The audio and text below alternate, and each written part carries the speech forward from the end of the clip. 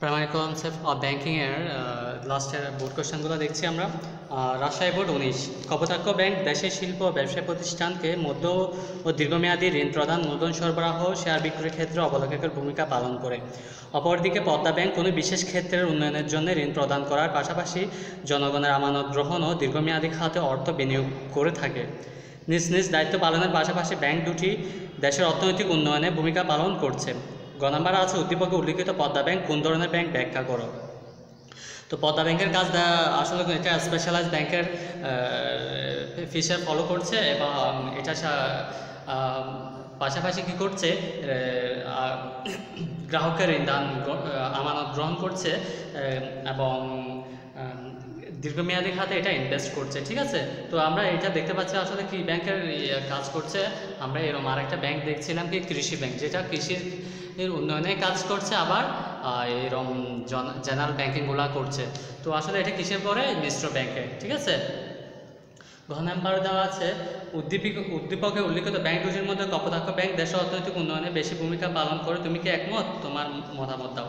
আসলে আমরা দেখছি যে কোনো একটা স্পেশালাইজ সেক্টর নিয়ে কাজ করলে সেটা স্পেশালাইজ ব্যাংক বা বিশেষায়িত ব্যাংক, যেটা কপোতাক্ষ ব্যাংক করছে শিল্প বা ব্যবসা বাণিজ্য নিয়ে, শিল্পক্ষেত্রে। তো এটা শিল্পের উন্নয়নের জন্য মধ্য এবং দীর্ঘমেয়াদী ঋণ দিচ্ছে, মূলধন সরবরাহ করছে এবং শেয়ার বিক্রয়ের ক্ষেত্রে আন্ডাররাইটারের ভূমিকা পালন করছে। আর অন্যদিকে পদ্মা ব্যাংক করছে কি, আসলে এটা আরেকটু বেশি দায়িত্ব, আরেকটু বেশি তার আসলে সার্ভিস প্রোভাইডিং স্কোপটা আরও বাড়িয়ে দিয়েছে, মানে বৃহৎ পরিসরে এটা সেবা দিচ্ছে। কি এটা বিশেষায়িত ব্যাংকের পাশাপাশি জনগণের আমানত গ্রহণ, দীর্ঘমেয়াদী খাতে বিনিয়োগ করছে। হ্যাঁ, তাহলে কি বাণিজ্যিক ব্যাংকেরও কাজ সম্পাদন করছে। তো আসলে দেশের উন্নয়নে আমরা দেখছি কি, তাহলে এখানে কপোতাক্ষ ব্যাংকের চেয়ে কি পদ্মা ব্যাংকেরই ভূমিকা বেশি। হ্যাঁ, Jessore board 19, Bangladesh investment limited একটি নামী দামি আর্থিক প্রতিষ্ঠান। প্রতিষ্ঠানটি বিভিন্ন ব্যবসা প্রতিষ্ঠানকে মধ্য দীর্ঘমেয়াদী ঋণ প্রদান করে থাকে। প্রতিষ্ঠানের বাজারে শেয়ার বিক্রয় করতে চাইলে লেখকের ভূমিকা পালন করে। অন্যদিকে সরকার দেশের বেকার সমস্যা দূরীকরণে এমন একটি বিশেষ ধরনের ব্যাংক প্রতিষ্ঠিত করতে চায়, যেটি শুধুমাত্র দেশের ভারী শিল্প প্রতিষ্ঠান স্থাপনে ঋণ প্রদান করবে। গ নাম্বার দেওয়া আছে বাংলাদেশ ইনভেস্টমেন্ট লিমিটেড কোন ধরনের বিশেষায়িত ব্যাংক ব্যাখ্যা করো। আসলে বিশেষ স্পেশালাইজ ব্যাংকের মধ্যে কি এটা হচ্ছে কি ইনভেস্টমেন্ট ব্যাংক, আসলে বিনিয়োগ নিয়ে কাজ করছে। তাহলে এটা আমরা কি বলতে পারি স্বাভাবিকভাবে, বিনিয়োগ ব্যাংক। হ্যাঁ, কোনটা? Bangladesh investment limited. এটা স্পেশালাইজ ব্যাংকের মধ্যে কিসের মধ্যে পড়ে? বিনিয়োগ ব্যাংক, ইনভেস্টমেন্ট ব্যাংক। হ্যাঁ,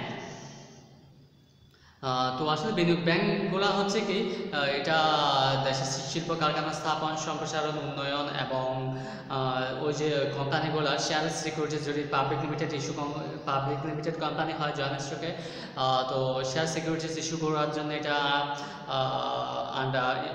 অবলোকন করার জন্য, আবার শেয়ার বন্ড ডিবেঞ্চারে এটা ক্রয় করে দীর্ঘমেয়াদী বিনিয়োগ করে। হ্যাঁ, তো ঘ নাম্বার দেওয়া আছে কি বেকার সমস্যা দূরীকরণের উদ্দীপকের দ্বিতীয় ব্যাংকটি আমাদের দেশে বেশি প্রতিষ্ঠিত হওয়া উচিত। উত্তর সপক্ষে যুক্তি দেখাতে বলা হচ্ছে। তো সেকেন্ড ব্যাংকটা কি? প্রথম হচ্ছে কি স্পেশালাইজ ব্যাংকের মধ্যে এটা ইনভেস্টমেন্ট ব্যাংক, সেকেন্ডটা হচ্ছে কি শিল্প ব্যাংক। হ্যাঁ, যেটা ভারী আমরা একটা হিন্টস দেখতে পাচ্ছি এখানে, দেশের ভারী শিল্প প্রতিষ্ঠান স্থাপনে ঋণ প্রদান করবে। তাহলে এটা কি শিল্প ব্যাংকের সম্পর্কে আলোচনা করতে হবে।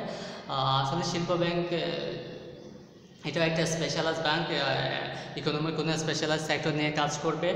মিনস এটা শিল্প উন্নয়নে আসলে যতই শিল্প প্রতিষ্ঠান স্থাপিত হবে বেকার সমস্যা দূরীকরণে এটা অনেকটা হেল্প করবে, যা দেশের অর্থনৈতিক উন্নয়নে গুরুত্বপূর্ণ ভূমিকা রাখবে। ঠিক আছে, দিনাজপুর বোর্ড 19, জনাব জাওয়াদ বাংলাদেশের একজন স্বনামধন্য ব্যাংকার ছিলেন। তার জীবদ্দশায় তিনি গড়া শাপলা ব্যাংকিং কর্পোরেশনে দেশের অনেক ছোট ছোট শেয়ার কিনে নিয়ন্ত্রণ নয় এবং দেশের ব্যাংকিং জগতে অন্যতম সেবা প্রদানকারী প্রতিষ্ঠানের মর্যাদা পায়। পরবর্তীতে জনাব জাওয়াদ না থাকা অবস্থায় ব্যাংকটি আগ্রাসী ব্যাংকিং নীতি ও কার্যক্রম গ্রহণ করে। দেশের প্রত্যক্ষ অঞ্চলগুলোতে ব্যাংকের অফিস প্রতিষ্ঠা করা হয়, কিন্তু কার্যকর নিয়ন্ত্রণ ব্যবস্থা আরোপে প্রতিষ্ঠানটি হিমশিম কাটছে।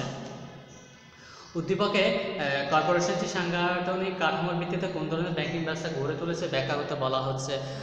আসলে যাওয়া যে ব্যাংকটা প্রতিষ্ঠিত করেছেন উনি আমরা জানি ওই হয়তো এটা একটা পায়োনিয়ার ব্যাংক ছিল, যেটা কি করেছে অনেকটা ছোটো এবং দুর্বল কোম্পানি ব্যাংকগুলোর শেয়ার কিনে নেওয়ার মাধ্যমে এটা ওই কোম্পানিগুলো ব্যাংকগুলোকে নিজের আন্ডার নিয়ে নেয়। আসলে এখানে শাপলা ব্যাংকে কি হোল্ডিং ব্যাংক আর যে ছোটোগুলো নিয়ে আসছে ওরা কি সাবসিডিয়ারি ব্যাংক, যেটা কিসের ফিচারে পড়ছে, হ্যাঁ এটা গ্রুপ ব্যাংকিংয়ের, হ্যাঁ গ্রুপ ব্যাংকিংয়ের ফিচারে পড়ছে। তাহলে এটা কি গ্রুপ ব্যাংকিং।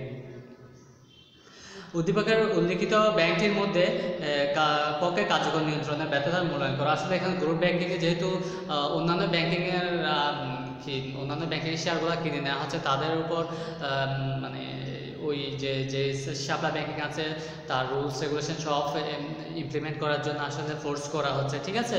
তো আসলে আমরা দেখছি কি চেইন ব্যাংকিংয়ের ক্ষেত্রে একটা জিনিস হয় কি এখানে পারস্পরিক মিউচুয়াল আন্ডারস্ট্যান্ডিং থাকে, হেল্প সাহায্যের মনোভাব থাকে, হ্যাঁ ঠিক আছে। তো গ্রুপ ব্যাংকিং আসলে যেটা সম্ভব না। তো আসলে এই জন্যে কী হয় নিজের যে একটা ইন্ডিপেন্ডেন্স আছে মানে স্বকীয়তা আছে ওটা রেখে কাজ করতে পারে না। সেই জন্য কি যেহেতু শাপলা ব্যাংকিংয়ের রুলস রেগুলেশন ফলো করতে হচ্ছে, তাই ওই ব্যাংকের আন্ডারে সব কিছু ফলো মানে ওই ব্যাংকের সব রুলস রেগুলেশন ফলো করতে হচ্ছে। সেই জন্য আসলে কি ওই যে শাপলা ব্যাংক অন্যান্য ব্যাংকগুলোকে আসলে নিয়ন্ত্রণ করতে পারছে না। সিলেট বোর্ড 19 জনাব মাহমুদের বন্ধন ব্যাংকে একটি ব্যাংক হিসাব আছে ও উক্ত ব্যাংকটি একই শ্রেণীভুক্ত কতিপয় ব্যাংকের সাথে পারস্পরিক সমঝোতা সহযোগিতার মাধ্যমে পৃথক সত্তা বজায় রেখে ব্যাংকিং কার্যক্রম পরিচালনা করে। অন্যদিকে জনাব মাহমুদ তার দেনাদার জনাব ইমনের নিকট 5 লক্ষ টাকা পাওনা যা তিনি আদায় করতে পারছিলেন না। জনাব ইমনের চিত্রা ব্যাংকের হিসাব রয়েছে। এমত অবস্থায় জনাব মাহমুদের আদালতে শরণাপন্ন হলে আদালত জনাব ইমনের ব্যাংক হিসেবে সকল লেনদেন বন্ধ করার আদেশ দেয়। গ নাম্বার দেওয়া আছে উদ্দীপকে উল্লিখিত বন্ধন ব্যাংক কোন ধরনের ব্যাংক। আসলে যখন এরকম কোনো পারস্পরিক সহযোগিতা এবং সমঝোতার মাধ্যমে ব্যাংকিং কার্যক্রমগুলো পরিচালনা করা হয়, এটা আসলে কোন ব্যাংকের ফিচারে পড়ে, এটা চেইন ব্যাংকিংয়ের ফিচারে পড়ে, ঠিক আছে। ঘ নাম্বার দেওয়া আছে উদ্দীপকে আদালত ব্যাংক হিসাবে লেনদেন বন্ধ করে যে আদেশ দিয়েছে সেটি যুক্তিগত মূল্যায়ন করতে বলা হচ্ছে। আসলে আমরা একটা টপিক ডিসকাস করেছি যেটা ছিল কি গার্নিশি অর্ডার। আমরা গার্নিশি অর্ডার নিয়ে আলোচনা করেছি। তো এখানে আসলে এক্ষেত্রে হয় কি কোর্ট আসলে গ্রাহকের কোনো হিসাব বন্ধ বা লেনদেন স্থগিত করার জন্যে ব্যাংকে এটা একটা কী দেয়, অর্ডার দেয়। তো আসলে আমানতকারী নিকট টাকা পাবে এমন যদি কোনো ইনফরমেশান পায় বা পাওনাদার যদি আসলে কোনো